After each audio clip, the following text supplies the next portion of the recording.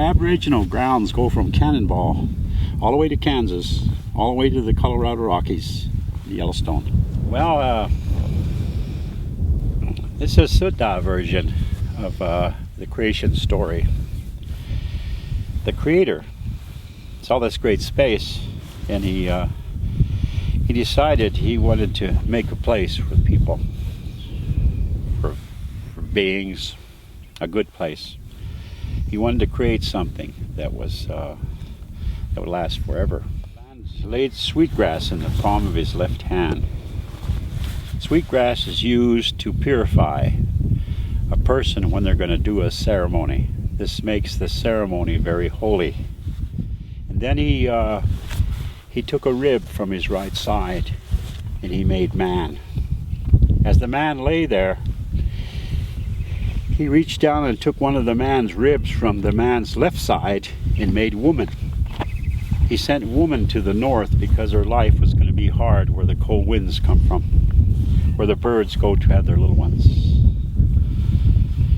He sent man to the south, where thunder lives. Thunder triggers plant growth. Whenever it thunders, after a thunderstorm passes, we have to be quiet during that period of time. We have to take our rifles from the walls and put them on the floor. We cannot lay on our backs. We have to take all of the cooking utensils off of the stove. We have to chase all the dogs out of the house. We have to cover all the mirrors and all the windows, and we have to sit down during the time that thunder is making his noise. After he has passed, the children can go out the house, and the girls will jump up in the air every time it thunders and pull their hair so that their hair will grow long. They jump up. So they after he sent them the woman to the north, because her life was going to be hard, all of the plants that women use are taken from the north side of a hill in honor of North Woman. Her cloth is black. Women doctor people with black cloth. So they that is our creation story.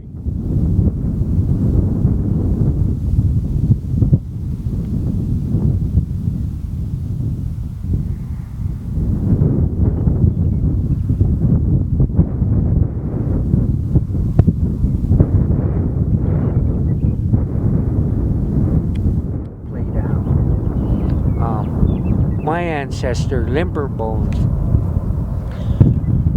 Limberhand and Limberbones is the same family name. It was the interpretation that was different. Like a lot of our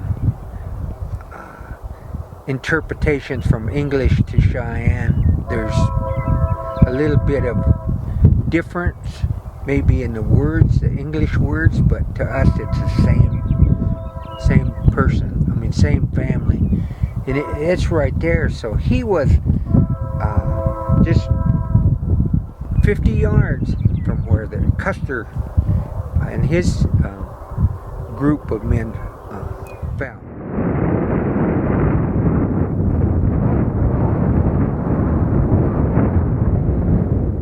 In every single Cheyenne, regardless of their relationship or name, were related to the men that died here.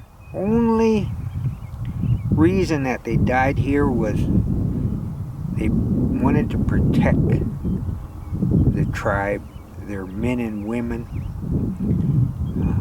that gave so much just to be free. And that was the only reason that they were here, and the only reason that they died is they wanted to live the Cheyenne way. They wanted to be free and do as they pleased, like any other person would in this world. And throughout history, all the bad things that happened in the world, it was over freedom and the right to be free. And we weren't allowed that freedom. We were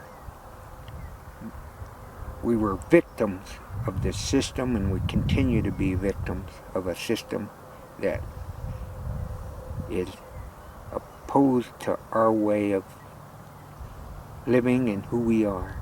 There's nothing that should have caused this. The old people say this is a bad place. People died and shed blood there for an unnecessary reason. Our grandpa, who I knew, never spoke or talked about this place. He said, there's no need to go there because a bad thing happened there. So Right. look at this hill. Now imagine it as a large mountain outpost in the Dead Sea area, overlooking the Dead Sea. And the end of it has kind of a three-step part. That was King Herod's winter palace, which he built on the side of this mountain, the Dead Sea. Winter palace because it was warmer down the Dead Sea, the lowest point on earth. When the temple in Jerusalem was inevitably that Jerusalem was going to fall, and the path up to Masada was a snake path up this mountain. Very, very, very straight up and down, even straighter than this, or a very difficult path, but a much taller mountain. On the backside, what the Romans did is they enlisted slaves from Jerusalem, whom they had captured, Jewish slaves, and they had them build a ramp of debris, of rocks. And the zealots at the top of the mountain understood that at some point their own people will be coming up that ramp in order to set fire to Masada. There'll be just a human shield for the Romans behind them. And they decided that they would rather commit suicide than to be taken as prisoners by the Romans.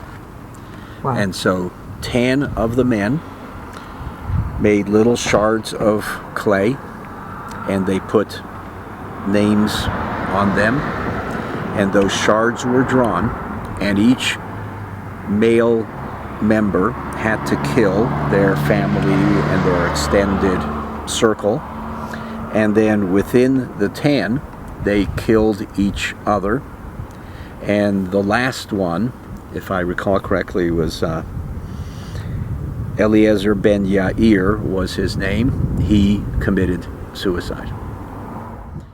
A tribe is a family. We're all the same.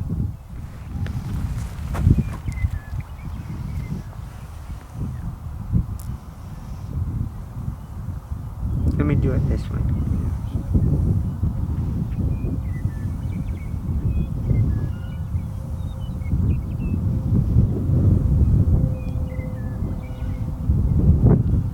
Beautiful. It's my way. Thank you.